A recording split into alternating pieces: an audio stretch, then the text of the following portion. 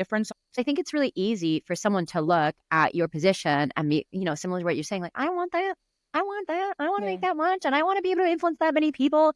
And I want to be able to do this. And I want a brand. And I want a mission. And I want a thing. Da, da, da, da, da. And like you're saying, there's just, what were the things where it's like, shit, I got to put my big girl pants on and like step up into this, that allowed you to be on this side of the story, telling us from an embodied space the importance of, testing the bridge.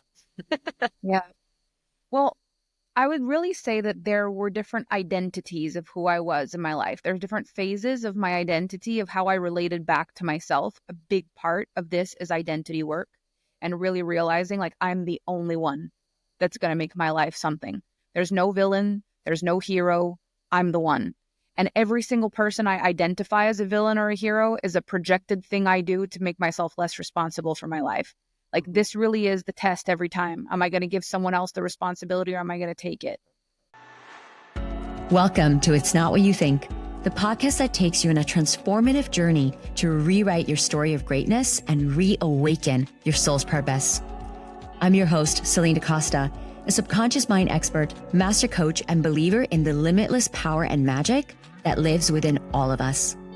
My intention in this podcast is to propel you into your next level of success, so that you are free to create the life that your heart most desires. Through deep, actionable insights, personal stories, and world-class guests, I'll provide you with the tools, strategies, and resources you need to unlock the fullest expression of who you're meant to be in this lifetime, so that you can consciously design a reality that is beyond what you could have ever dreamed of. Join me on this journey to personal growth and evolution, and let's live our lives in accordance with our highest soul's calling. This podcast is your weekly check-in to help this path become more simple, obtainable, and fun. Thank you for tuning in today. And now let's dive in.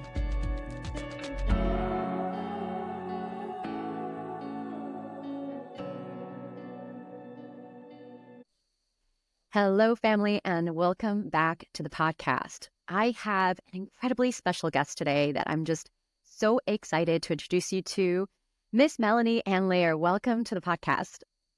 Thank you. Thank you so much for having me. I'm so excited to introduce you to Melanie because this woman is really such a powerhouse and such a force for good, as today's episode will share. And well, I'll just get right to it. She's the founder of Alpha Femme, which is a beautiful, empowering brand that has generated over $85 million in the past 4 years. And I share this not because it's about how much has been generated, but because when you hear about how, and when we get into the back end of who this woman is and her philosophy and her mission and how she came to create this incredible feat, it's really going to blow your mind. So today we're going to dive into topics including feminine energetics, leadership, what it really takes to create wealth from the heart, and how to actually be a powerful force for good in business. So without further ado, Melanie, I'll hand over the baton to you. Tell us, what is it that you're most excited about? Tell us a little bit more about Alpha Femme and what it is, and then we'll jump into the questions. Well, I'm excited to be here. First of all, this is really fun for me. And what I'm most excited about right now is that Alpha Femme is in a pivotal time. For the first few years of the hyper growth, everything was done a certain way. And it's been really exciting to see different kinds of entrepreneurs enter the Alpha Femme brand, women from across all kinds of industries that are really looking for leadership support.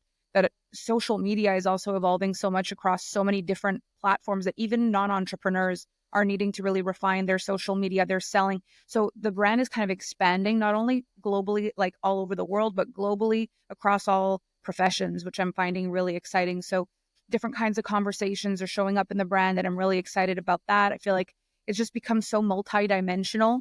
It's good for my multi-passionate soul. I'm just able to cover everything I've ever wanted to cover, and I've never had more fun in my business than I do now. So I'm excited to be here and see in what ways we're going to go, but I'm open and I'm excited.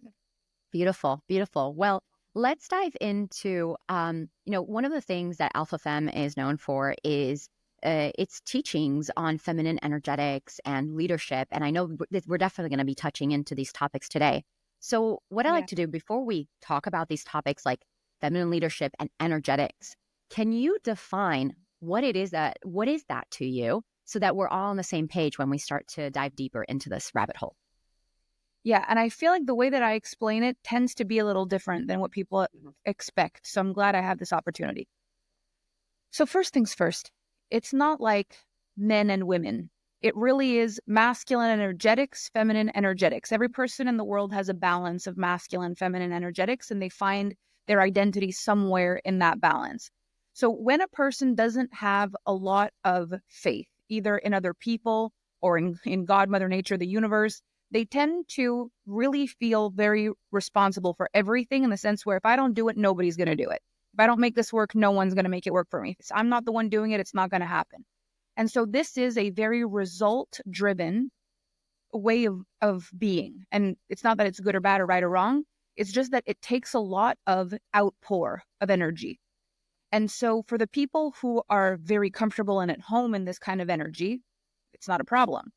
They will work hard. They will constantly push themselves. They will run and push and push. And if something's not working, they'll push harder, and they'll find that energy to constantly push and hustle. And that's why the hustle is such a well-known concept. Now, the issue is not everyone has the same masculine feminine balance. And especially for the women that are drawn to my work, there's always been a feeling of the more I push, the more exhausted I am. The more I push doesn't necessarily even equate to more results. And then my quality of life diminishes, and then my self-worth diminishes, and I don't know what's wrong with me.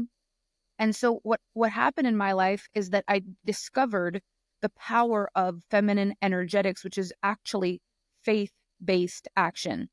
So it's not about I make the result and then I've got to make sure the result worked and I've got to hustle and push and push and push.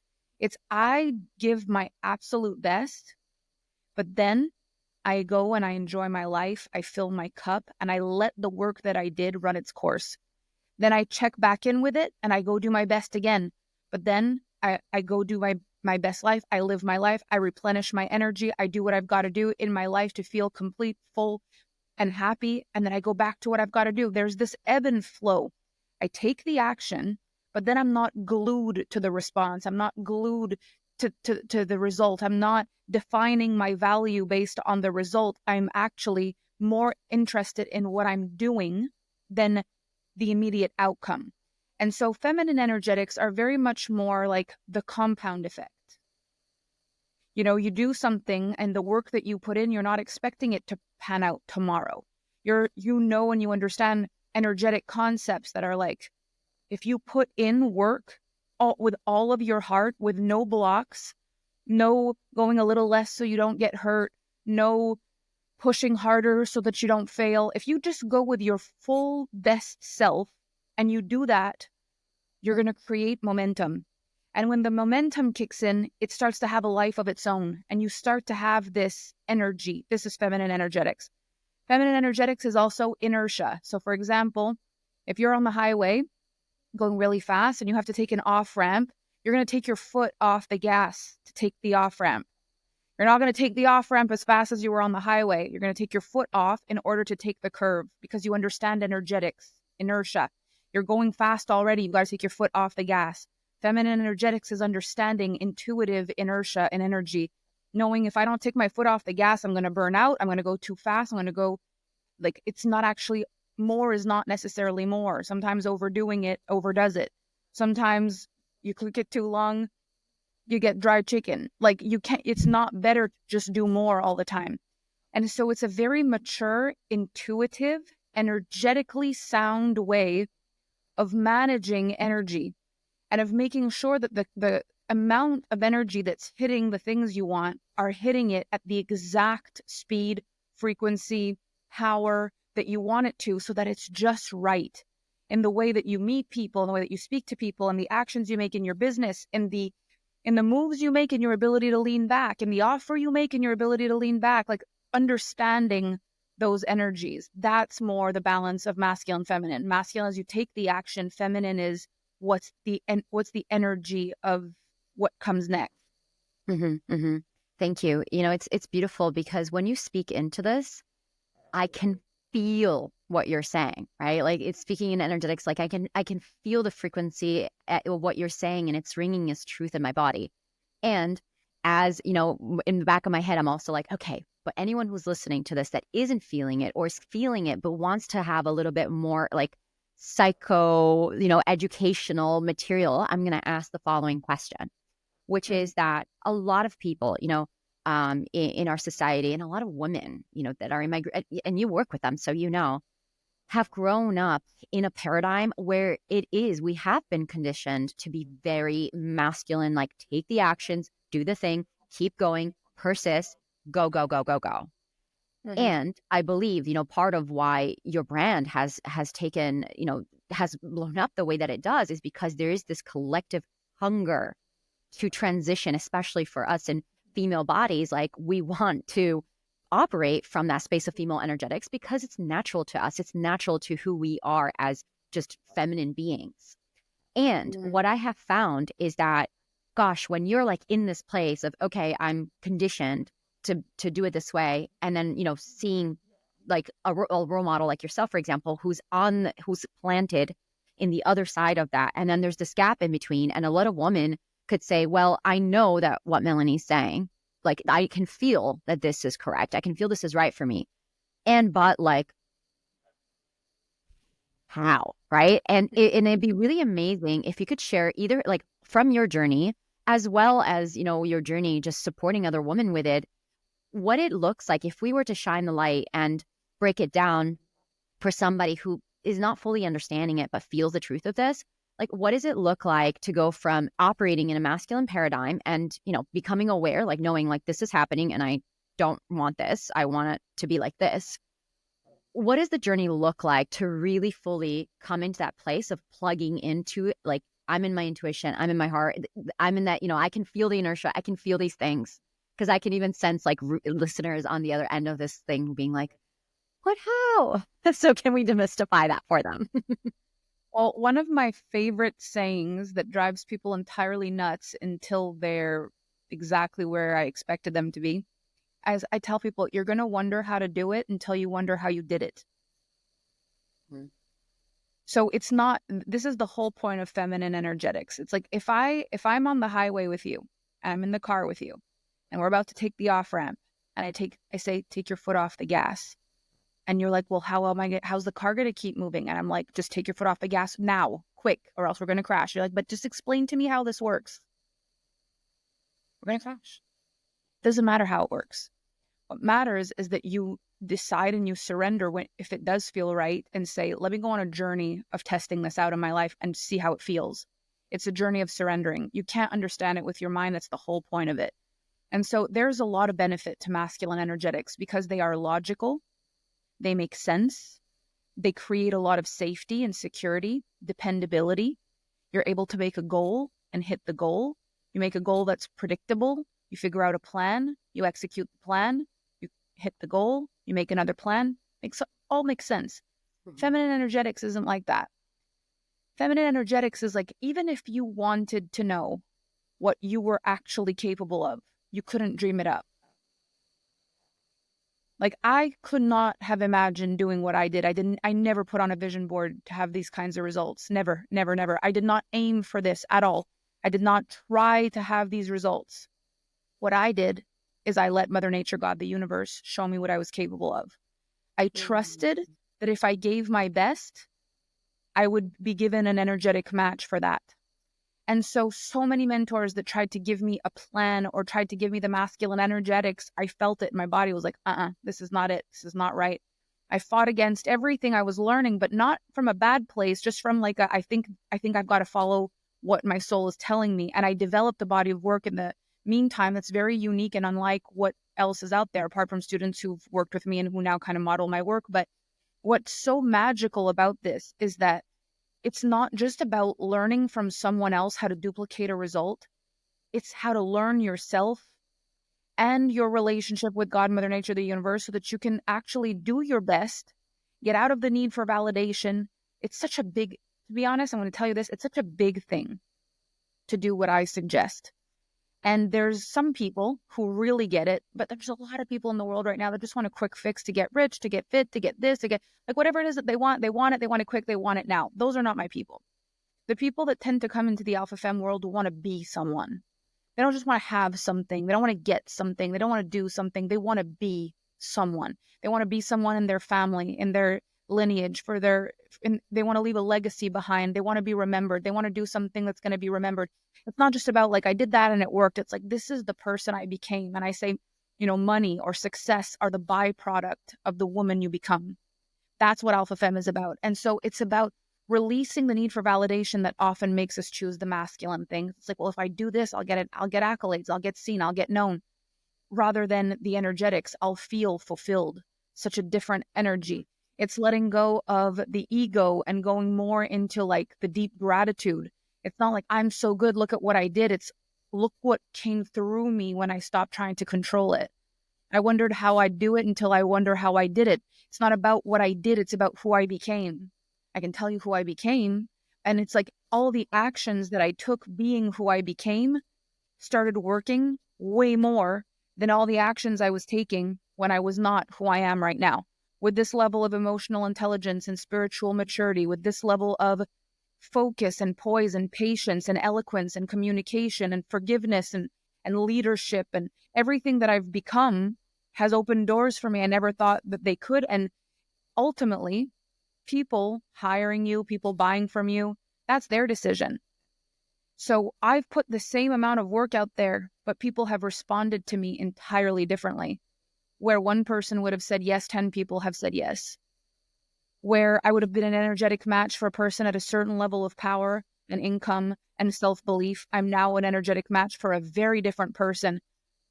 Level of income, level of self-belief, level of resources. Like I'm able to tap into networks that I would never have thought even existed because of the presence that I've cultivated. So it's a journey. You don't go in saying, how do I do it? You go in saying, I'm ready to become it. And you choose it for yourself because it's going to change your life, not because it's going to give you a big cash month or because it's so much bigger than when you think about the people who've really made a difference on the planet, the ones who really, really did. They didn't go out with a goal to make money. They went out with a vision to make a difference. And then the money came. Money is the byproduct of the woman you become. Money is the byproduct of what you create in this world. And what you create in this world is always limited by your need for validation, your need to be seen, your need to be right, your need for it to be fast, your need to not fail, your need to avoid pain, your need to avoid disappointment. So for me, it's not about making it easier. It's not about making things easier. We don't touch the things a lot. I give some strategy because I like to have people contemplate, but I have listen, I've got 85 different strategies on how to make $1 million. It's not about what's the one strategy. Like I've made $1 million 85 times, 85 different ways. It's not the strategy.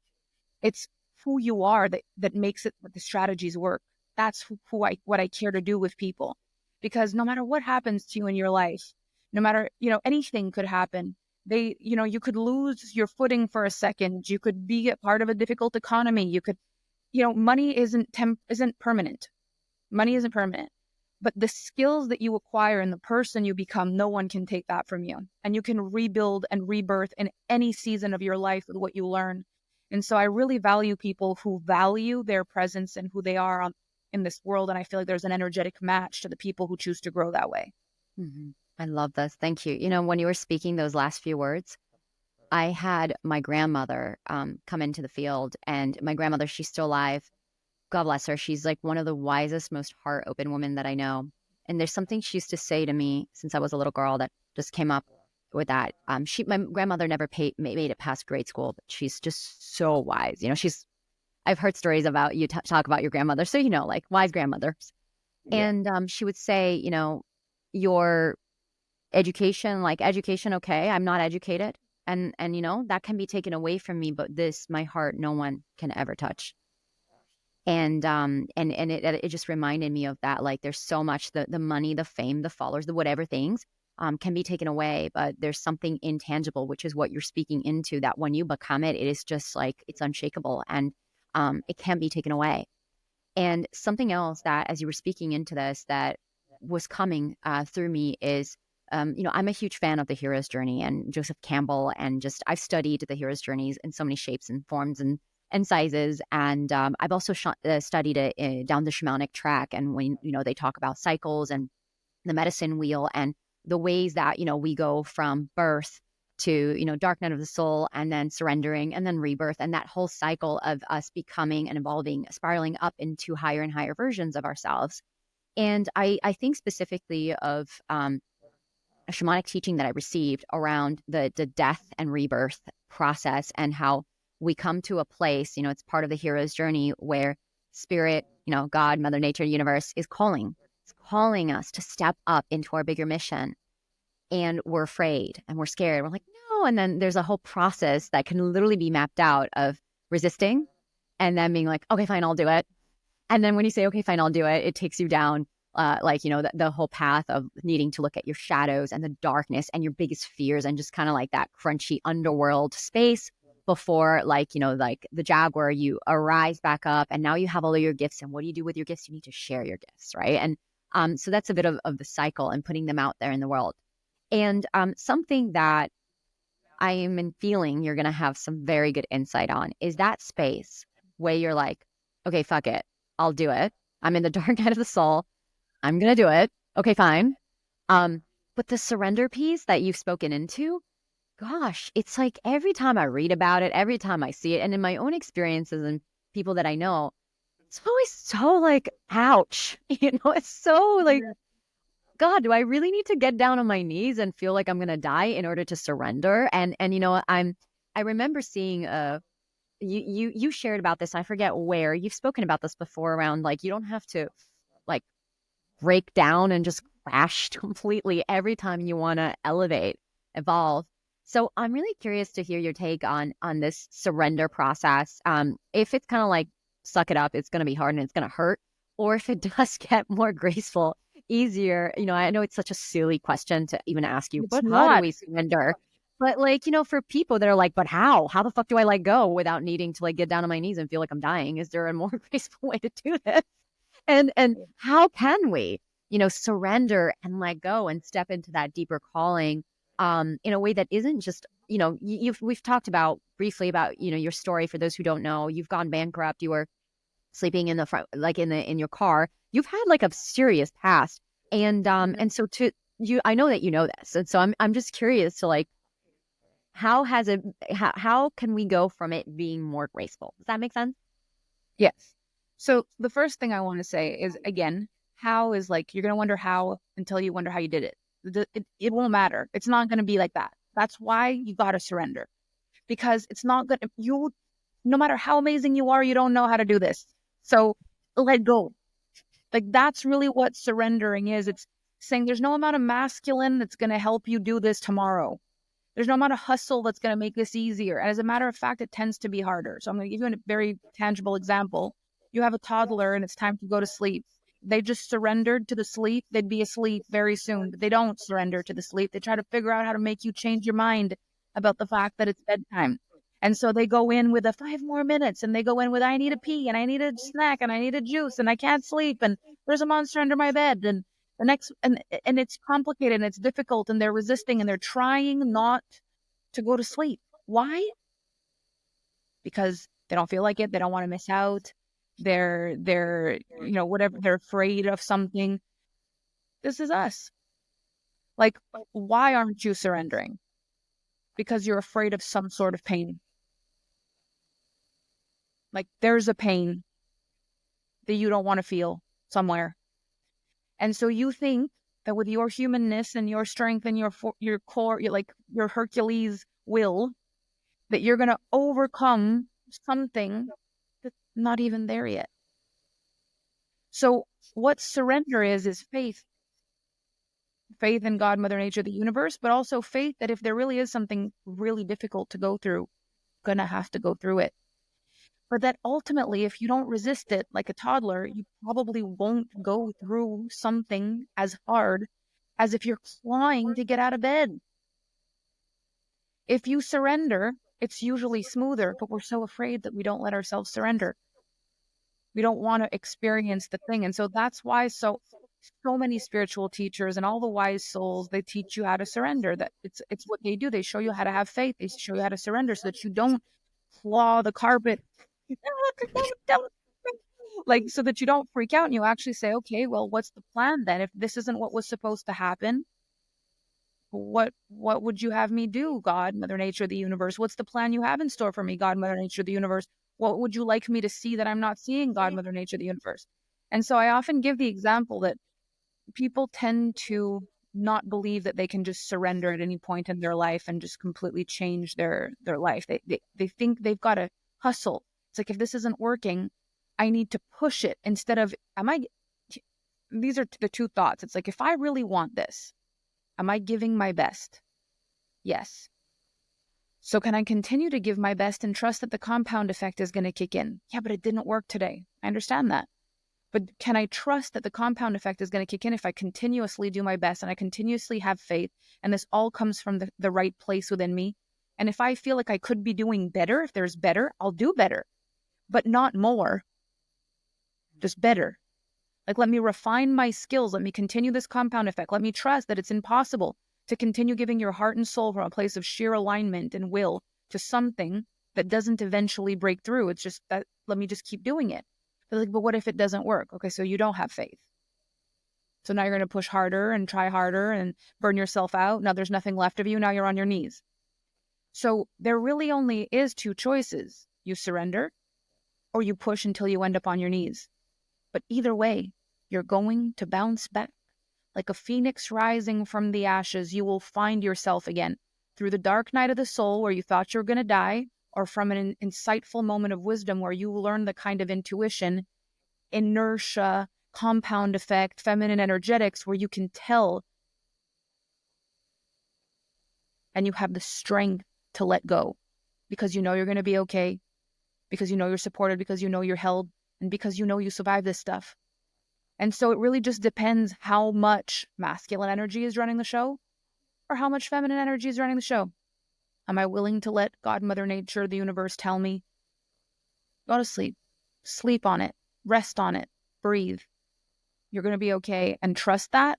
Or am I like, no, I can't go to sleep. There's a monster on my bed. I need this. I need this. I need this. I need this. I don't want to go to bed. No, no, no. Don't let me. Don't make me. And it's in that struggle that we create the struggle. But I really do believe that we misunderstand struggles in life. We're not taught to handle them correctly, because every single incredible story that's ever been told has a story of struggle. But then people ask me all the time, do you really think you need to struggle? Do you need to hit rock bottom in order to succeed? I don't think you need to hit rock bottom. That's what happens when you are resisting the struggle. Mm-hmm. Rock bottom is the resistance to the struggle until you cannot resist anymore. You hit the floor. There's no more resistance. You've got to surrender. You're on the floor. But the challenges and the pain, those are inevitable. You're going to go through that. And it would be really immature to imagine that you can have an entire life without any kind of pain. If you imagine having a small child in front of you and they say, okay, I want to be a grown-up, but I never want to be sad ever in my life. What would you tell the child? You'd say, well, you can't really have that. You have a teenager who's like, okay, I want to have a boyfriend. I'm ready for love. But I would just want to make sure that I never feel sad one day in my life. You'd be like, well, then don't have a boyfriend, because that's not going to happen. You're going to have to learn to manage your emotions. You know, I want to have my dream career, but I never want to feel disappointed. Not one day. It's not possible to feel disappointed. You'd be like, we do, sure. Let's have a little conversation about disappointment. But then we're grown-ups and we're like, okay, I want to have everything I've ever wanted without any kind of sadness, any kind of disappointment, and any kind of failure. It's like, that doesn't work. Because the fact is, anything you declare to Mother Nature, God, the universe, anything you declare to the world that you say you want, that's just what you say you want. The only way we know if we're even capable of holding what we say we want is we've got to actually go and find out if we're capable of holding it. Like, a lot of the things people want affect a lot of people. Even being ready for an amazing relationship. Like when you're like, I'm ready to manifest my dream partner. I'm ready to manifest the one for me. It's like, okay, but are you a match for the one? Or are you about to manifest an incredible person that's going to end up with a dink? Like, have you been working on you? Or are you going to be the most jealous, possessive, difficult, no faith in this person, constantly comparing them to an ex that did something wrong, constantly doing this. So you manifest the best person on earth. What did they manifest? So that doesn't work. Are you an energetic match for these things? Are you willing to treat the greatest person in the world like the greatest person in the world? Do you have it in you to do that? Or would you start comparing yourself, fearing that you're not good enough, start self-sabotaging because you're afraid the best person in the world is going to dump you because you're not good enough? There's so many tests. They have to happen, because or else you receive the thing you've always wanted and you sabotage it. You receive the thing you've always wanted and you lose it. What's the point of that? I'd far prefer to be tested before, so that when I receive the thing I've always wanted, I'm solid in my receiving of it. And one of the things that I have a conversation in my mind that changed, that it's like it unblocked something for me. You know, sometimes you have a conversation, it feels like it's nothing, but it enters your psyche and then later on it like unblocks. My brother was an engineer, and when he was in school, he was learning how to build bridges. And so one day he showed me this like rendering of these bridges he was building. This is probably like 20 years ago, almost 20 years ago. And he was showing me these renderings of these bridges that he was making. And I'm like, you're in charge of creating the renderings or whatever? And he was like, yeah. I'm like, how do you know that this is safe? And he's like, well, we build it, but then after that, we have to test it. So I'm like, well, how do you test it? And he says, you have to put a crane will come, we'll put a lot of weight on the bridge and we make sure the bridge doesn't break. And then you put more weight on the bridge than you would ever expect the bridge to ever hold with traffic and people. And if it doesn't even wobble, if there's no problem, if pressure tests good, then you know people can pass on it. And later on in my life, I thought this is the greatest analogy for life I've ever heard. Any single time you want something that affects other people, you're a bridge. You want to have a relationship with a partner, you're a bridge for that partner in life. You want to have incredible friendships, you're a bridge for your friends. You want to have kids, you're a bridge for your kids. You want to own a business, you're a bridge for your employees, you're a bridge for your clients. How do you know you can handle the big dream that you want? The money, the power, the responsibility. How do you know? Well, you've got to test the bridge before anyone can pass on it. Leaders are bridges, and bridges are tested. So sometimes you think you've asked for something, and it should just work for you because you want it, without considering that people are supposed to pass on this bridge that is you, and your word about who you want to be is not, you can't just take your word for it. Energetically, if people are going to pass and walk on this bridge, we need to make sure the bridge can hold the people, can hold the test. And so you get a test. And if you pass the test, people come. But if you wobble in the test and you struggle in the test, then that's really great to know before you're holding multi-millions of dollars and people who expect things from you and the one love of your life. Like, isn't it better for you to muscle test before? So many people give up before they even get the real thing because they're like, if this is what it is before, I'll never get the thing that I wanted. Why am I going through this? Is this a sign that I shouldn't have it? And it's like, no, this was a test to see if you could handle the pressure. How we doing? So most people give up before you ever clear the test. You don't even make it to the grand opening of your bridge because you fail every muscle test there is. Going, why is this happening to me? I just want it to be a bridge, and they keep putting tons of stuff on me. It's like, this is to make sure you don't crumble when the things you've asked for start coming onto the bridge. Leaders are bridges, and bridges are tested. Mm-hmm. Beautiful. Thank you. This metaphor that you shared, I immediately had a question pop in that I love. Hopefully you love it too. Which is, you're having this conversation with us on the other side of having created, founded, and led an $85 million brand. Like, that is rare. It is rare. And I know you know that. And so $85 million later, after a few years, like what you're speaking into right now, it's wisdom. And so what I'm curious about, because, I'm not going to sit here and be like, what's your strategy for doing that? Because we've gotten far enough in this conversation to be like, the strategy is not the point. What I'm interested in is what was that journey of coming into your feminine energetics? What were like the big lessons that you had to learn, the big bridges, the ways that you were challenged? Because I think it's really easy for someone to look at your position and be, similar to what you're saying, like, I want that. I want to make that much, and I want to be able to influence that many people, and I want to be able to do this, and I want a brand, and I want a mission, and I want a thing, da da da da. And like you're saying, there's tests. And so it'd be really amazing if you could share with anyone, those who are listening, what was that for you? Like, what were the things where it's like, shit, I gotta put my big girl pants on and like step up into this, that allowed you to be on this side of the story, telling us from an embodied space the importance of, testing the bridge. Yeah. Well, I would really say that there were different identities of who I was in my life. There's different phases of my identity, of how I related back to myself. A big part of this is identity work and really realizing like I'm the only one that's going to make my life something. There's no villain, there's no hero. I'm the one. And every single person I identify as a villain or a hero is a projected thing I do to make myself less responsible for my life. Like this really is the test every time. Am I going to give someone else the responsibility or am I going to take it? And so I've had, a very interesting life. My parents went bankrupt when I was a little kid, and I started my first company when I was 12 years old to help my parents out of a bankruptcy.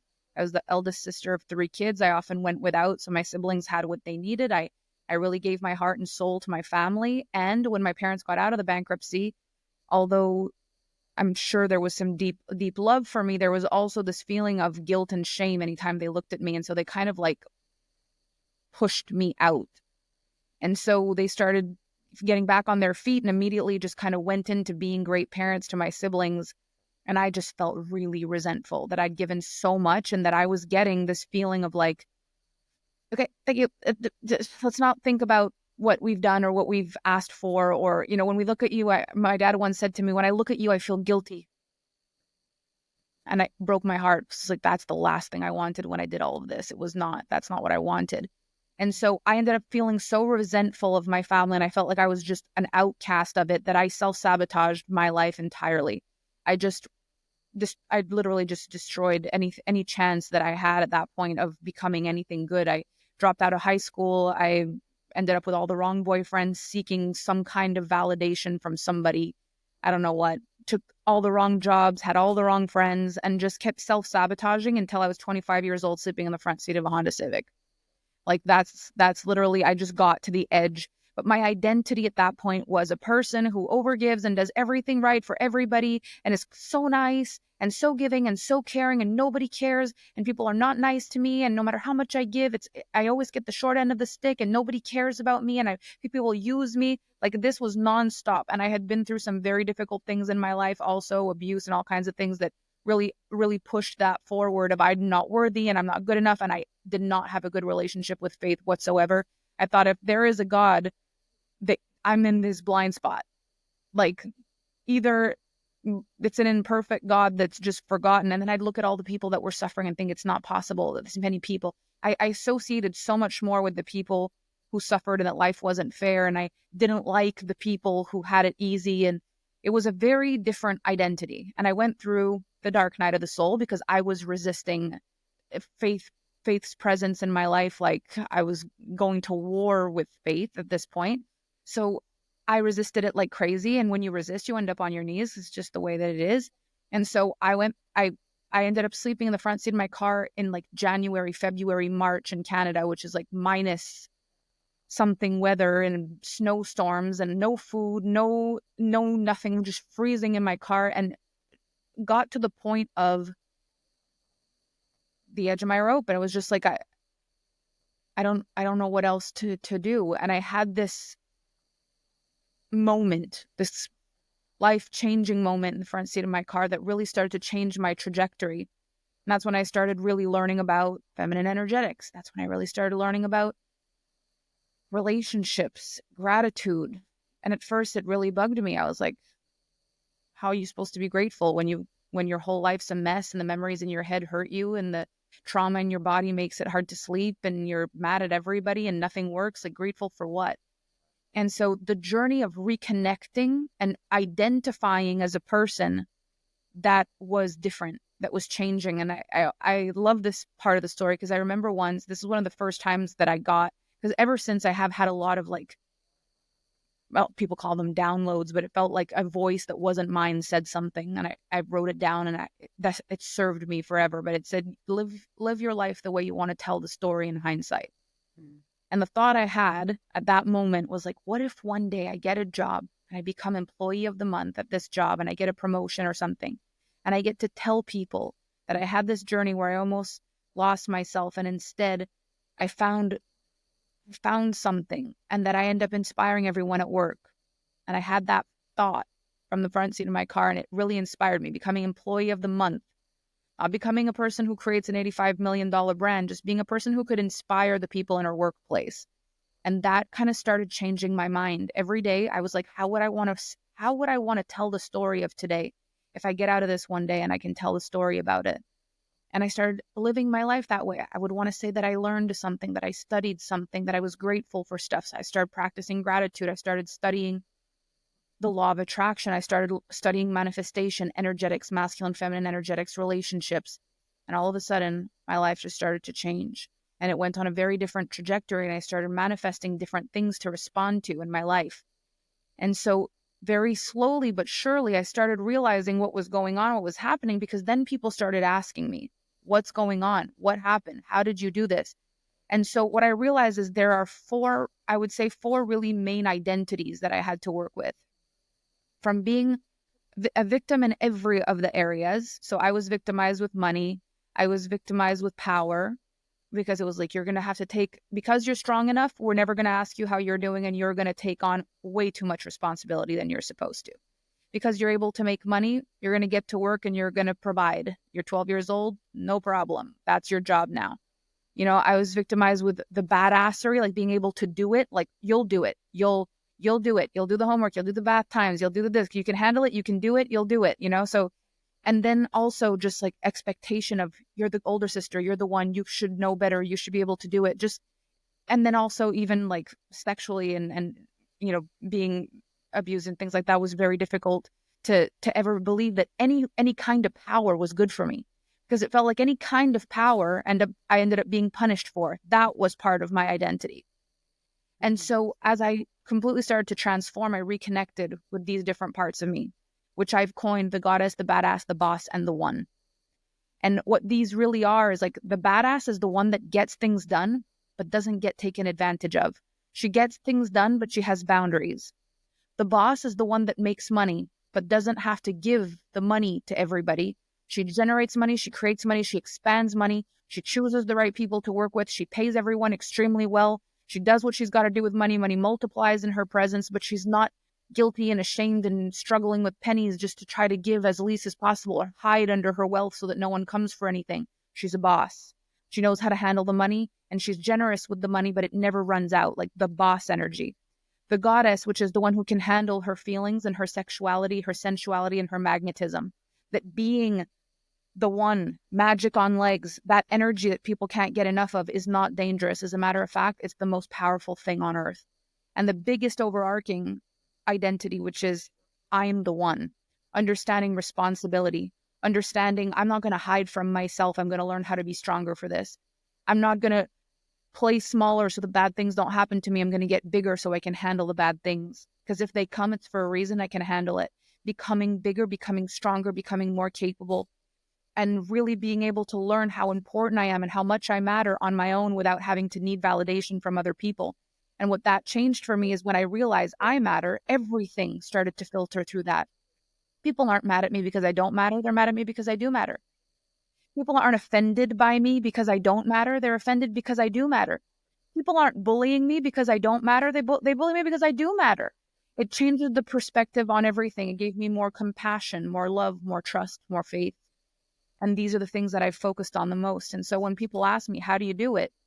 I say, you've got to become the kind of person who can hold money, sex, power, and responsibility for all of it without trying to give it away, without running away from it, and without blaming anyone for whatever happens, no matter how bad it hurts, finding the lesson and becoming bigger every single time, and without bypassing it, experiencing it, feeling it, really going through it, being a mature superhuman. Like, it's a big task, but then the sky isn't even the limit. Hello, soul family. I hope you're enjoying this episode so far and feeling all the good vibes. Before we dive back in, I want to take a moment to share a special gift with you, something that is near and dear to my heart that can truly help elevate how you start and flow throughout your day. If you've been craving a deeper alignment with yourself, with your soul, your body, your mind, your energy, then I invite you to experience my Soul Alignment Meditation, a free daily practice designed to help you come back home to yourself, to your power, and to your center. In this brief but powerful meditation, you'll learn how to sync your physical, emotional, mental, and energy bodies, offering yourself the gift of soul-deep relaxation and clarity. Whether you're feeling a little off-center or simply want to lead your day from a place of grounded alignment, this practice is for you. So, if you're ready to move through your day with more ease, purpose, and connection to your truth, you can access the Soul Alignment Meditation by going to the show notes or visiting celinedacosta.com/Soul Alignment Meditation. It's completely free and designed for anyone who's ready to lead their life from the heart and soul. I can't wait for you to experience this. Now, let's get back into today's episode. So there's so many pieces here that I'm just so touched by. And, to get even something what you're sharing, like of how do you do it, I want to go even deeper into that because I know this is something that people are so freaking afraid of. And it actually reminds me of this time. It was about a year and a half ago. It's kind of crazy how time flies. I remember I was featured in an article, and this is a woman I've never met who lived. She lived in Bali where I lived, so she knew of me but never even met me. And I remember this article was just. It was a really big publication, and it was just like slandering the fuck out of me. And I remember even how inaccurate it was. It was saying that I was selling courses that I never even sold, and it just even if it was true. But the fact that it was just flat out not true. And I remember being like, I didn't know what to do. I froze completely. And I was like, I messaged you. I just didn't know what to do. So I messaged you. And I remember you sent me a voice. And I was like, hey, how do you do this? Like, you're in the public eye. And I know you've gone through some, pretty bad waves of people just ganging up and doing this. And I remember like having that experience and being like, how do you do this? And I don't remember what you said exactly, which is why I want to resurface the question. It was something along the lines of like, you just get stronger and you grow your capacity. And, I think this is what I tasted that day was like the deepest, darkest fear of, oh my gosh, if I put myself out there, if I open my heart more, if I ... claim more of my space, I'm going to get pummeled by the masses, the witch hunt. And I know I'm not alone. There's so many women, and I know you've also talked about this in Q&As that you've done, because you've gone through this. And people, again, they love to look at the shininess of building a company and having so many followers and people that are listening to you. But there's a dark underbelly to this as well, which is all the people that attack or feel, project their own fears and insecurities on you. And so I'd be really curious, like for the person who's listening and who either already has a following, but they're feeling like constrained and they can't step up, or for that, past version of me that was like, what do I do? Why do I bother? And for anyone who even like has that desire in their heart where they do want to make a bigger impact, but they're afraid of, I'm just kind of going to call it the witch hunt for lack of better names. Can you take us through like your journey with it? Because I'm sure it hurt. Like it's not like you're bulletproof. Like it fucking hurt to when people have attacked you or slandered you on the internet because you have a really large following. There's a lot of people looking at you. What does it look like for yourself, and as well as for anyone who's on that journey or wanting to step into their light more, but are just freaking scared shitless of the consequences? What would you say to that person?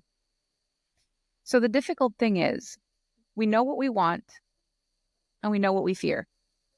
And a lot of the times, achieving the thing you want and avoiding the thing you fear isn't possible. So you got to choose to face the thing you fear and have the thing you want, or avoid the thing you fear and not have the thing you want. This is where the maturity comes in. And so I don't want to live in avoidance of fear in my life. I actually think I can handle a lot.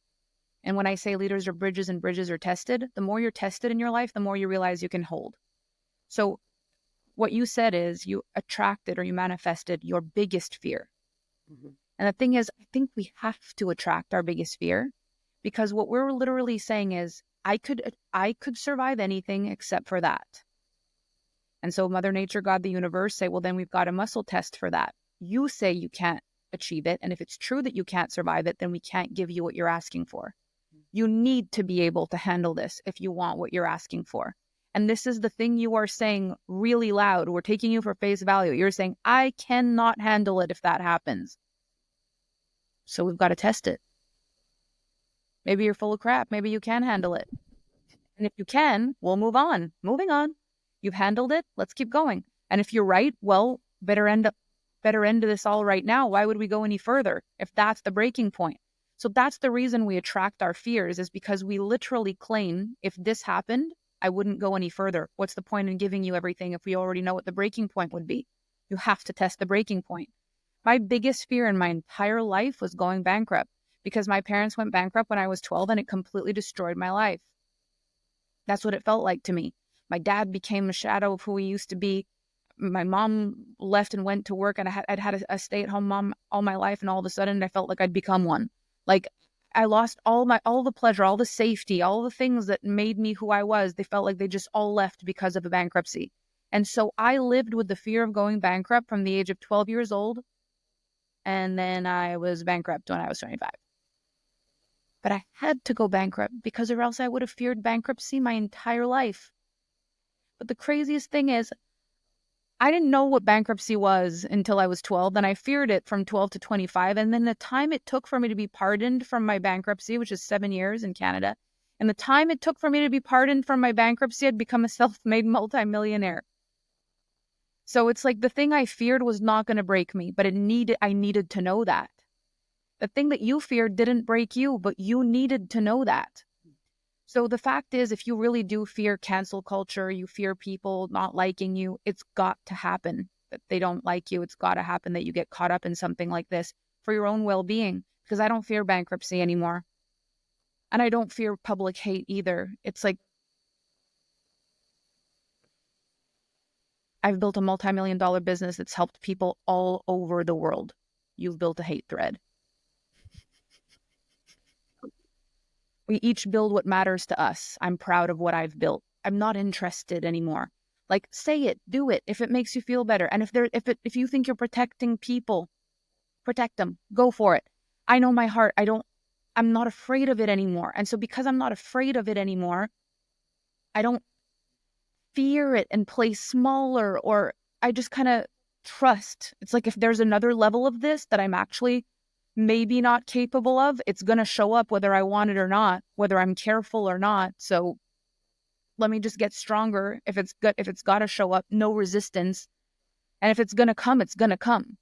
And if I can actually make peace and trust and know that I'm going to get stronger with anything that's thrown my way, then I might not even need the test. If I need it, it's coming. There's nothing I can do about that. If I don't need it, it's not coming. But as soon as I fear it, I need it. Mm-hmm. Mm-hmm. So the fact is, you're going to be tested for your own good, because it's across the board. Any single client I've ever helped through something difficult, something tough, something challenging, when we look back at it a few weeks, months, years later, they're like, I wouldn't be who I am without that. I wouldn't have the conviction that I have without that. I wouldn't have the spirit I have without that. I wouldn't have the knowledge, the wisdom. I wouldn't be who I am without that. And so sometimes it's a piece of the puzzle you didn't want to go get, but then once you have it, you realize you never would have completed the puzzle without it. So trust and faith in yourself and Mother Nature, God, the universe. You're not given things that aren't meant for you. You're given them because you fear them, and leaders are bridges and bridges are tested. Mm-hmm. Mm-hmm. What I love about this begs the question, and it even goes back, it touches on what we were talking about earlier around challenges and trusting and surrendering, which is, do we have to go to that fear in order to overcome it? Do we have to manifest it? And I'll give you an example that popped into my head as you were speaking, which is, somebody whose greatest fear is, they want a family and they want children, and their greatest fear is, okay, I'm going to be alone for the rest of my life, right? Does that person need to wait until the day that they face their fear, that they're 85 years old and, now it's too late, for them to be like, oh, well, I faced that fear and now I don't get to have, that thing that I was dreaming of. And so, Maybe. yeah, tell me more. Maybe. If they're not willing to surrender before they're 85, but this is the thing, feminine energetics looks like the thing I want already wants me. The very person that I'm asking for also wants me. I see the relationship I want, which means this is who I want to be in a relationship, and I'm willing to work on me being an energetic match for my half. If this is what I want, someone is wishing upon a star for this relationship as well, wishing for me being the other half. So as long as I just be the other half every day of my life, and I prepare myself emotionally, spiritually, mentally, physically for this person to arrive, the person's coming. Because it's not possible that they're not. But the masculine looks like, where do I need to go? Who do I need to ask to set me up? Why is there nobody there? Maybe I start with someone that I don't really want and try to fix them and change them. Maybe there's something wrong with me. Maybe I should give up altogether. Maybe I'll never find what I want. Maybe I should talk about the fact that I'll never get what I want. Maybe I need to really just face the facts that I'll never get what I want. Maybe I need to just, and this is a resistance and fear and lack of faith and pushing. And so it's like, if you're not going to resist, then you'll probably attract what you want a lot sooner. But your fear of being alone till you're 85 could sabotage everything.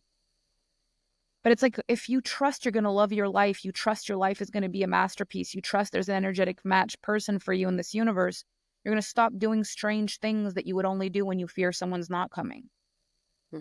Sabotage is the thing we do when we fear the thing we want isn't coming. That's what causes the resistance. That's what causes the delay. So do we have to hit rock bottom? No. But it sure helps. If you're not going to surrender on your own, when you hit the floor, you can't go much lower than that. So it'll stop you from going any lower.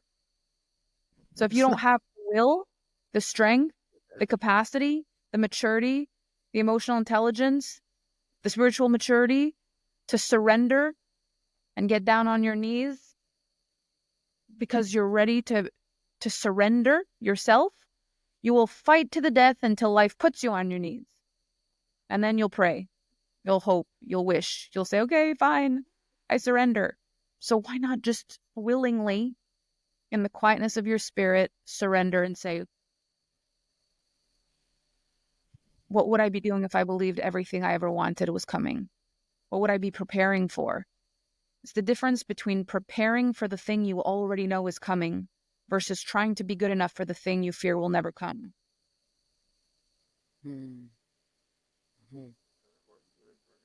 That's powerful.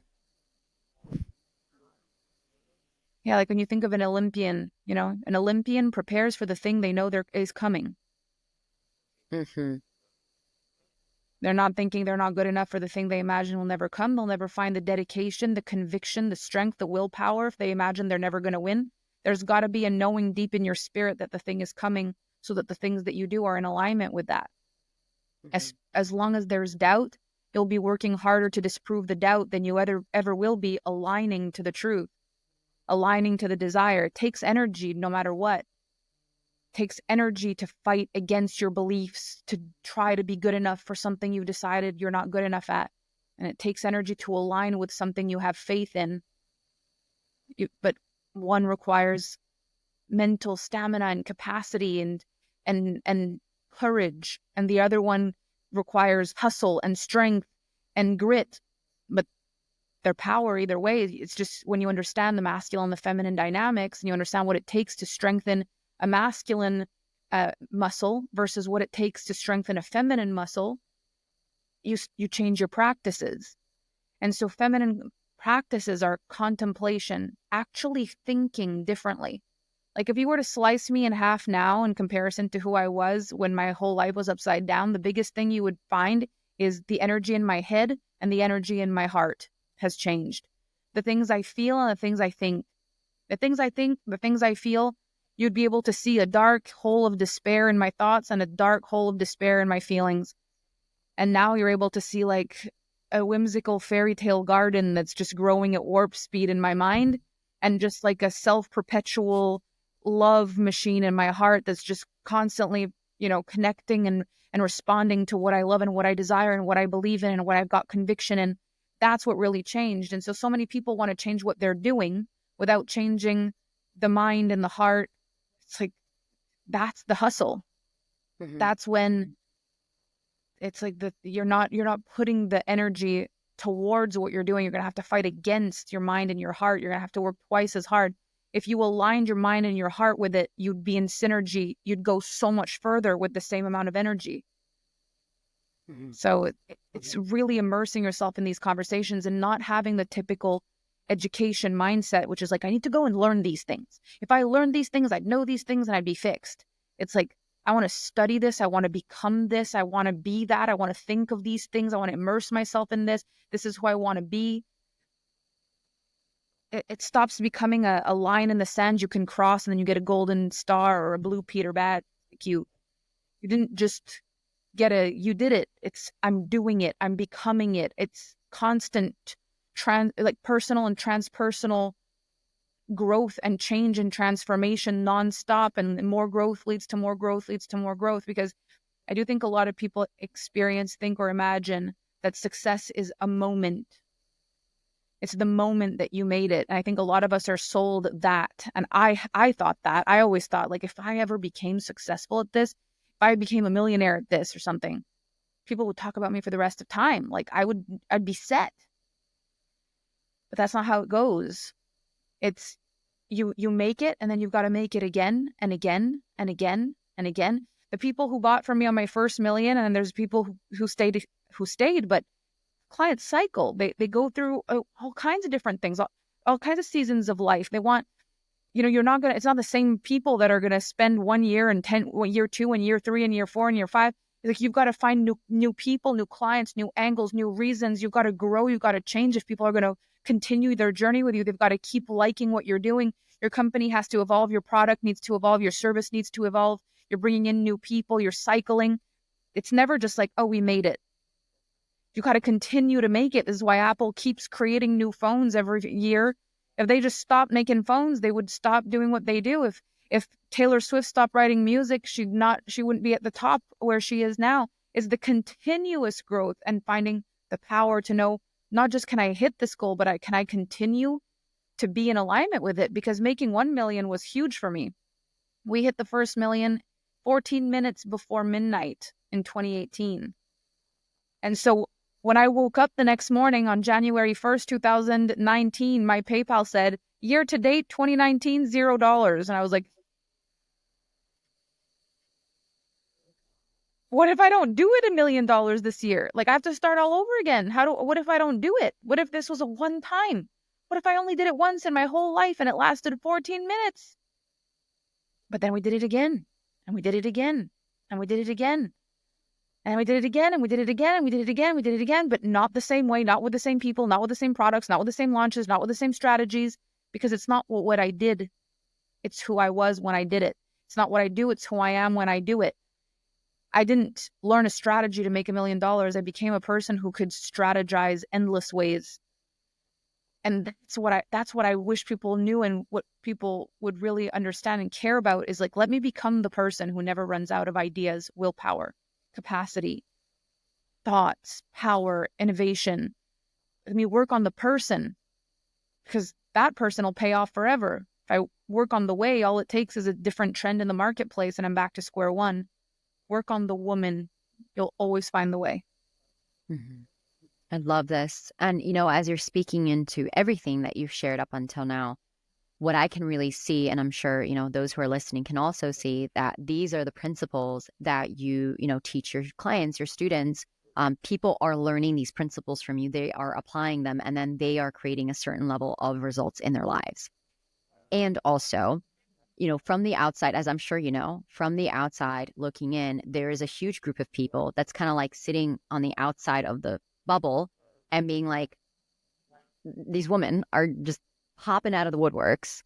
They're just making millions of dollars. I mean, we're not talking about one. We're talking about 10, 20 millions. There's so many women who studied with you, who became your clients, who then went off and started also to model variations of your work and started talking about feminine energetics and just popping like popcorn and like multi-millionaire.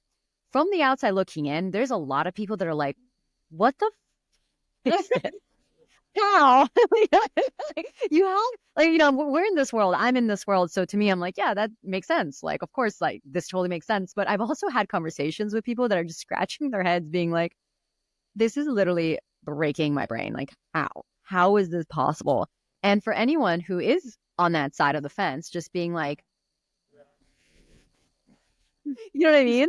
Yeah. I'm curious, like what you would speak into that, because again, the details are all contained within the context of this episode, like all these things that Melanie's talking about, like it's the things, and but like just to play the devil's advocate, is there any, like, for anyone that's like, yeah, but like literally, how are these women crazy? Like, what's going on? They're talking about energy and then making like $10 million years, like. What?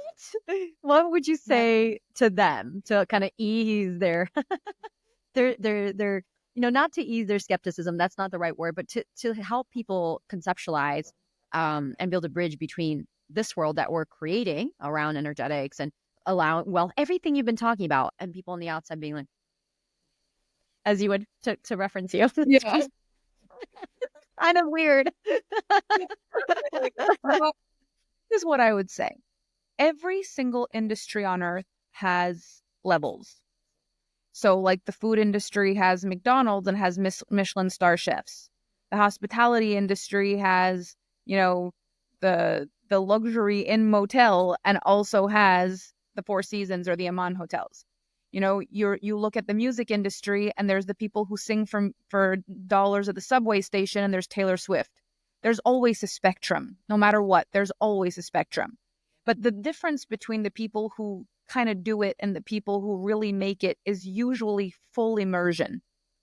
Like when they go in and they're like, this is my life. This is like, I want to go to the edge of this. And so I attract people who want to go to the edge of this. They don't just want to dabble and get rich. That's not the people who get drawn to me. Not to say that that hasn't happened, that people are like, well, she's that good, let me go in. They fail, you know, or it lasts a year and they fall on their face because the universe doesn't reward that. God doesn't reward that. You get tested, you break the first time you get tested, because that's not it. And honestly, I'm not interested in helping people get rich. I'm interested in people becoming the one. If you can become the one, you'll multiply your wealth. Everyone around you will get wealthier for it. You'll multiply your power. Everyone else will be empowered by it. You'll multiply your leadership. Everyone will be self-led for it. Like, you become the catalyst for so many people. You being rich is the least interesting thing about you. Me being rich is the least interesting thing about me. This isn't it. The money is the resources to keep going. If you're not going to keep going, the money's pointless. It will run out. The goal is that we've got such a big thing to do on the planet. And the refinement of everything that matters to people is the gateway. It's the art of business, the art of food, the art of music, the art of taking things to the whole other level. Like, how far can we push the envelope? How much can we make a difference with this frequency that we've got? And so the thing I'm passionate about is energetics and human potential. Like, I want to show you what you're capable of. My belief in the human potential probably exceeds any living person on earth right now, what I believe people are capable of.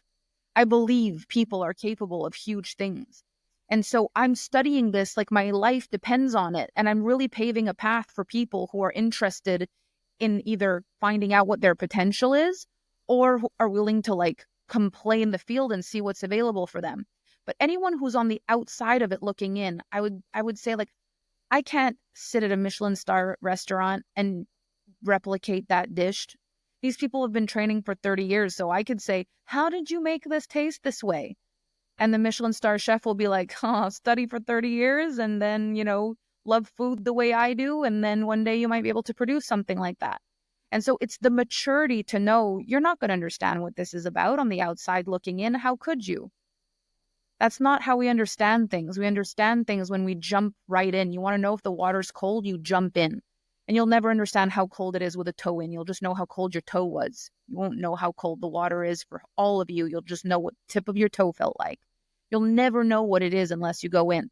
So the real question is, am I on the outside looking in, judging it because I want it?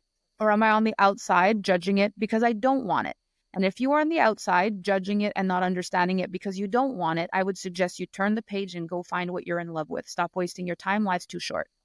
If you're looking at it because you are drawn by it and you want it, stop trying to figure out whether the water's cold or not from the outside. I'll tell you right now, the water's freezing. Jump in. If you want it, jump in, because there's no other way you're going to learn. You're not going to understand it. You're not going to conceptualize it. You're not going to get any good at it. It's not going to work for you. And you'll end up just saying it doesn't work, which is what most people do in the end. So it works. It's just you've got to do it like for real. And you know this because you would say this to any child. If a kid said, I wish I could swim like that, you say, well, let's take swimming lessons. Well, how will I swim? Tell me how I'll do it. Got to get in the water. But how do you do it? How do you swim? We've got to get in the water. No, I want you to teach me before I get in the water. Okay, well, you go like this and you go like this. I don't understand. So that means if I go in the water now, I should be able to swim? No, you'll still need to test it in the water. I don't want to test it in the water. I want to know how to swim outside of the water. Well, then never mind. What other sport do you want to do? Let's turn the page on that one. There is nothing anyone can do outside. So just recognize there's fear. Decide you're a grown-up and you're capable of handling whatever comes with fear. And then do something about it. Mm-hmm. That's what my suggestion would be. Beautiful. Beautiful. And to piggyback on that, I have a question on discernment for you. Now, even when we look at, let's just call it this bubble, and then you go and you jump in. And, there's many people such as yourself who are doing this from a place of heart and integrity and, generating the wealth that you're generating as a result of the value that you're giving to the world. And also, my curiosity is around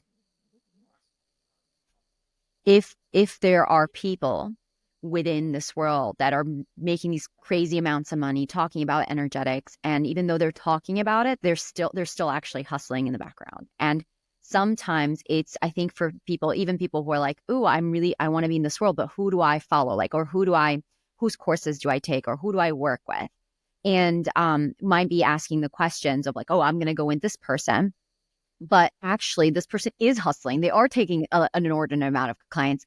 It is that, how do you, I guess, what are the signs? How do you navigate within this world of manifestation and feminine energetics, which it's getting really popular, to be frank, and it's currently quite profitable. And of course, we know that in the end, the ones who stick around through time are the ones who have stood the test of time and stood the test.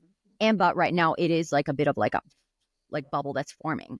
And so be really curious to know from a level of discernment, like how do you suggest navigating within that and really aligning yourself to people who are doing this right, who are doing this in integrity? If it's not you, if it's maybe somebody that you worked with, like how do we know who the people who are really, what's the word in English, like stand by their soul, or say something, there was a metaphor that I wanted to say that's not coming through, but who are who they say they are and who are actually in practice of their principles?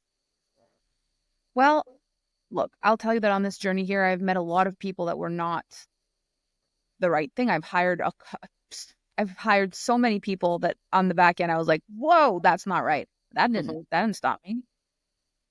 Discernment isn't how do I hire the right person. Discernment is how do I not become the wrong person because I hired the wrong person. Like I hired all kinds of wrong people. It just made me better. I'm not worried about you. And the thing is, it says more about us anyway. Like, why did I hire that person? Because they were cheaper, because they were shinier, because they said something that sounded like it was going to be easier for me. Like, I'm going to be bold in this because you told me I should be at the beginning of all this, but like, I don't see why anyone, like, if you're not sure who to hire because this is actually a fear for you, then you hire me and that's it. Like, why would you go and hire something? Why would you even end up in a situation like that? You're going to hire somebody that hasn't been doing it for a while, but it looks like they've just started and it looks like they're going to give you the fast thing. Well, then maybe that's exactly what you needed. You needed to find out that's not how it works. You needed to get that disproved early, quick, fast. It's a journey. If you need to make a bunch of mistakes, you need to hire a bunch of people that are not going to show you the wrong thing in order for you to figure out what the right thing is. That's great. Discernment is not hire the right person. This discernment is remain the right person no matter who you hire. So hire me, hire them, hire whoever you want. But when you realize it's not good, don't go model it just because it sounds like you're going to get rich, or else you're going to fall. But that'll be good for you because it means deep inside you were willing to do the wrong thing to be rich. Maybe you needed to. It's just knowing like you're gifted the people that are going to shine a light on your it. You choose the wrong person, you're going to face the wrong person. You're going to face the fact that you were drawn to them. You're going to face the fact that you bought something thinking it was something. And sometimes it's not even the person that's wrong. It's the way you take the program. Like I've had people come into my world and be like, you make $85 million. I took your program. I expected I'd learn how to make $85 million. And I'm like, why did you expect that? Well, because I didn't promise that you would do that. My whole brand is the money is the byproduct of the people we become. So sometimes you hire people and it's you're the problem. You're the one who wants the quick fix. You want to take everything you can from a person. Sometimes you need to learn that. I've learned so much about me hiring the wrong people. Oh my gosh. And one of the biggest things I learned hiring the wrong people is the fact that I wanted someone else to make it safe for me. I wanted someone else to show me exactly how to do it so I didn't need to make mistakes. So guess what I did? I hired a bunch of people that were mistakes in hiring them so that I could make the mistake anyway. But I became who I am. That's why I never understand when people blame their coach or their mentor for something. I'm like, that was an expedited learning curve. You don't just get to pay for things you like. You pay for things that are an energetic match for the lesson you need to learn. And then you either take full responsibility for it and move on, or you're probably going to be given the exact same lesson dressed like someone else in a few months. And eventually, if you hire enough people that are meant to teach you lessons and you never realize that you're meant to take responsibility, you'll imagine there's something wrong with the entire industry instead of realizing there's something very accurate about your magnetic field and who you're attracting to teach you lessons you're avoiding. This is our job. It's our work. There's a reason we're drawn to things that aren't right for us. There's a lesson in everything. It's the maturity we want to eventually get to, is to be able to go, oh my gosh, I never realized I was looking for this. I manifested this person. Of course I did. I was not believing in myself. I was looking for a quick fix. I was willing to do something shady. I didn't tell my partner about the investment, and then I ended up in a shady coaching relationship. I did this, and then I ended up here. I wanted to avoid my fears, and then I ended up here. It's like when you start taking action from your power, then things start to happen. But sometimes things need to happen before you can start acting from your power. So this world is not just what you learn, it's what happens. You learn, sometimes it's not what the mentor is going to teach you, it's what you learn from hiring the mentor. Gosh, what I really love about what you're sharing, it reminds me of a lesson from one of my mentors, which is around getting trapped in the shadow of the healer, and how the wounded healer is always in a process. The wounded healer is always needing to fix or to be fixed. There's always an issue. There's always something that they're being victimized by in their journey of healing. And to really step out of the shadow and into the light, which would be the archetype of the sage, is we need to take, what you've been talking about this entire time, radical responsibility for our reality. And what that looks like is to actually look at every single thing and every single person as our teacher. And the example that, my mentor gave was around, for example, chronic illness. It's like you will always keep looping into that and getting sicker, or just continuing to basically loop into that so long as you believe that you're being victimized by that condition. And she was sharing stories about how so many people can go on the path of healing themselves by actually seeing that, disease as their biggest teacher of who is it that I need to be? How do I need to treat myself? And the same applies to relationships, to business. So what I really love about your share is that it's really about continuing to come back into that sense of responsibility and maturity, and understanding that every single decision that we make in this, even, in our ability to discern, that's our teacher, and we're going to keep looping until we actually learn the lesson. So might as well save ourselves a lot of time, energy, and just be aware and just learn the lesson and take the responsibility and strengthen our muscle for that, which also goes back to what you were saying around identity work and building up our identities so we become, we can hold more and we become greater. So those are the little neurons that's just fired for me when you were speaking into this. So, one of my final questions for you, Melanie, is now that we've gone on this journey and you've really shared the mechanics and the energetics of what actually it takes to create this kind of brand, this kind of business.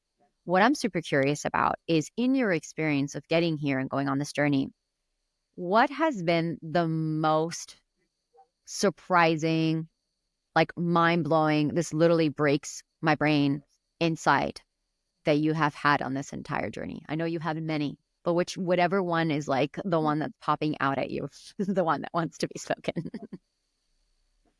Gosh, there are so many. I think the one I want to share is that you have to know gratitude, because, and you've got to know gratitude because full completion never comes. So if you don't walk 1 foot in gratitude and 1 foot in desire at every stage of your life, you will always walk in lack. I have created more than my brain, my heart, my spirit could have ever imagined. I'm in the greatest relationship of my life. I'm happy. I'm in love. I love my life. My family has completely restored and repaired. I have the most incredible relationship with my family. Alpha Femme is actually a family-led business. My friends are in this business with me. I'm surrounded by the best people in the world. I love my life. I love everything. And there's so many more dreams that I desire. I don't want this to be the best of my life has already passed. I want to feel like there's more dreams on the horizon, things I haven't even thought that I wanted. I want to feel like the greatest celebrations are yet to come. I want to feel like there's more surprises around the corner. I want to know that there's more tears of joy and disbelief that I can't think of right now. I want to feel that there's more excitement of things I couldn't even imagine that are waiting for me. I don't want to think the best of my life has passed already. I need to believe the best is coming, but I've done so much already. And so I need the faith to believe I can do things that are bigger than I could possibly believe, because I don't even know how to really dream past this. I've never known a person. I didn't even know anybody who made over $100,000 a year when I started this work. Like, I don't know examples of this, this level of success and growth. So I've got to trust and believe there's something even more beautiful than this on the other side without even knowing what it is, and believe I'm an energetic match for it. And so it's like, from the version of me that, you know, slept in a car in the freezing cold with a growling tummy, dreaming of the day I'd be employee of the month, to the person who manifested Kevin. And, I'll never forget when we lived in this tiny, crappy little apartment that we were gifted with our job. We were able to stay there when we were working. And he'd bought a hammock and little twinkling lights and this overgrown thing in the back. And we'd just lay in the hammock and imagine the lights were stars, and we'd imagine what life would be if we were ever the kind of people who could travel, to literally becoming digital nomads and being able to live anywhere in the world and do my calls from, my phone in Dubai, my phone on the beach in Mexico, and my phone in Europe, and my phone in the US and Canada, and just travel the world and be free, to literally taking the decision in the pandemic to really be a leader and to take the world in my hands and to say, we are going to build our own economy. When everything else is closing, we will thrive. I want to build entrepreneurs who are going to thrive during this. We will never forget 2020. We will create something that we will never forget during this, and taking that and building that. I want to see all those versions of me that didn't know what I was doing and thought that's the best. And I don't even really know but what if one day, and then to be here in a reality I never thought I could ever imagine. I need to believe this is just the beginning. I don't even know really how to do that. And this is why it's like, you're going to wonder how to do it till you wonder how you did it, because it's not lack I'm feeling. It's not like this isn't good enough and I need more. It's more like the peak of my growth can't be now. I can't never again feel excitement, joy, freak out, surprise. That can't be over for me. I have to believe it's still coming. And so it's just knowing you're always going to desire more, not because you lack, but because it will be impossible for you to make peace with the thought that the best of your life has passed. There'll always be more.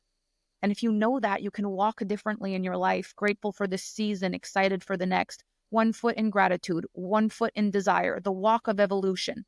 Never taking for granted what you have, always being grateful, but also knowing the best is yet to come. That is the most beautiful, important breakthrough for me and the most human part of it all is that my goals are just as important to me as yours are, and my fears about them are just as big as yours are, and my soul craves growth the way yours does, and yours will crave growth when you get to where I am, and it won't be over. So not putting people on pedestals that have achieved big things, they still hope their best life is yet to come. No one is satisfied with the thought the best is in the past. So having compassion for people, no matter how much they've achieved, because it starts to become hard to believe eventually there's better than this when you've got so much. And it's not because you need more. It's just because those feelings of new beginnings and gratitude and excitement, like those are the best feelings. It can't be over. It just can't be. So you got to believe it's part of the job. Mm-hmm. I really love that you're sharing this philosophy with us, Melanie. I work with a lot of people who are very successful in the material way. And I just had this, thought of this specific person who's a billionaire. And I remember having conversations with him, and this is something, a pattern that I've seen in very high achieving people, is that they're just chasing peak experiences. And it's like, okay, here's a peak experience. And I can get a helicopter and like fly over Africa and just like shoot like paint guns. Like, why not? Or like, I can just like fly my entire family to Disney World and have the whole day. And I remember he was telling me the story about how for his nephew's birthday, he flew him to Disney World, and his nephew's like, oh my God, this is crazy. Like, could not believe that he like got flown into Disneyland and had this like whole experience. And I remember him telling me about like, yeah, I mean, I looked at him and I didn't get it. And I was just like, what are you talking about? It's just another Tuesday. And in that moment, it really clicked for me. And, that's one of the reasons why I really love hearing you talk about it, and maintaining the zest and the joy and the love for life, no matter what level you are at, career-wise, professionally in your life, because I have seen so many people in this like constant chase for peak experiences and just become numb to these incredible, like how freaking cool would it be to like take your little niece or nephew and rent out Disney World and have that like that's like a beyond a child's fantasy, but not feel like that's just like a regular day, and not be connected to the joy and the magic of that. And that's also, what I really love about everything that you're saying and your work is that it's important to retain, to learn, and to be the person who can continue to create and retain that magic, and not, instead of chasing the peak experience, is to really be grateful and know that there's more, and that more is coming, and there's going to be other experiences. But it's like the same, it's more than, oh, I got to hit this thing, which I suppose would be that masculine energetics piece. It's like, yeah, and there's another peak experience, and there's another and it gets more like delicious and yummy in every time, and there's more available to me. And even though it might look the same from the outside, the energetics of that is quite different. So I really love that you spoke into that. Thank you. It's like when you're reading a book, and if you were to open the book randomly, there would be an amount of pages in one hand and an amount of pages in the other hand. Like there's halfway through the book, let's say. Well, all the stories that have passed are the ones that you live, and you live them the way you want to tell the story in hindsight. And all the rest of the book is knowing that the best is yet to come. And if you can see that, if you can see your life like that every day, every time you turn a page, you live your life the way that you want to tell the story in hindsight, and you go ahead and start reading today, extracting the best because that's the way you want to tell the story in hindsight. You know that everything that you've lived in the past is the way you wanted to tell it, and you believe in the magic of the pages that are to come. That's the energy to create an extraordinary life. And it's like you will create more memories in being in gratitude for today than you ever will chasing validation tomorrow. And you will enjoy living tomorrow so much more if you expect that there are pages full of adventures you can't comprehend and you can't imagine. And those are attached to the gratitude and the ability to really know your value and your worth, and to generate the money you deserve, and to create the relationships that matter in your life, and to really just become the person you've always wanted to be. Because what's in the best of the last part of the book is the person you've become that makes everything come true in those pages. And it's navigating the storybook of our lives. We don't want all the best to be in the first few pages. We want it to be spread out over the entire book. And that happens one page at a time. How we live today, the compound effect we're creating by giving our best and trusting that the best is yet to come in the pages, mixed with the gratitude for what we already have, even though it's not at the peak of everything it could ever be, because you don't want it to be that. You don't want every goal you've ever wanted achieved today, or else the best of your story ends in the middle of the book and the rest is just extra. I hope the best of my life happens on the few last pages. But I want to be grateful every day for what I have, and I want to be blown away every day for what I have. And so if I could impress that upon you in this interview, and if you're able to walk away with that today, feeling like you're more interested in the person you become, the memories you make, and the ability to believe that you could do anything, then you're starting to understand the path of the Alpha Femme. That's the vibe. Hashtag that's the vibe. I love it. I love it. And as we, begin to close out today's journey, as I feel like there's so much here for people to digest and really sit with. Just wanted to give you the opportunity to, if there's any last words or anything, or if you feel complete, that's cool as well. But somebody who's just gone on this journey with us, and they're like, all right, well, off I go. And something that I really love is to give in these interviews is just practical steps, or like, hey, go think about this, go contemplate. That's something that kind of whoever's listening can be like, okay, that was a lot of information. It was so good. And like, how do I move this? Right. So if there's anything that you can, whether it's journaling prompts, questions to contemplate, any final words to gift to whoever has been patiently listening and deeply entrenched in our words this entire time. My gosh. I mean, I hope every single thing that I've said gives you stuff to think about moving forward. But what I'd want to just leave you on is, what will you do about it? Like, it's one thing to hear a person say things, and it's so easy to see me as not a real person. You're just going to listen to me. And that always blows my mind. It's like, I am the only person I really, really know is real on this planet. Like, I know my feelings. I know my life. I know my heart. I know my mind. I know I'm real to me. This is the only thing I know that's real to me. And so I know that when you will listen to me, I'll just be a voice in a podcast. I'll be a person that you heard about. And that just blows my mind, because it's like, I would want you to feel how real this is. If there was a way for me to somehow give you what I know on a soul level, if I could like avatar you and like, tendril you like they do in Avatar, if you could see what I see, if there was a way for me to download the truth into you, like I'd want to do that. But if there's a way for you to imagine you listen to this, and the three of us were just sitting at a coffee shop and we're friends, and this isn't just a podcast, it's a deep soul conversation with just a girl that knows some stuff that I don't know how I know this stuff. I don't know how it was that I went from being where I was to starting this journey. I don't know what the catalyst was where God said she'll do it. I don't know what it was, but like, why are you listening to this? Like, why are you a part of it? And what are you going to do about it? Like, what does this move you to do? Like, if this is just another podcast you listen to, then it's just another podcast you listen to. But what if for you, it was like, there was this day in my life and I heard this podcast, and then like, that's what I hope for you. And then what? Mm-hmm. Dun, dun, dun. I love it. I love it. Melanie, thank you so much.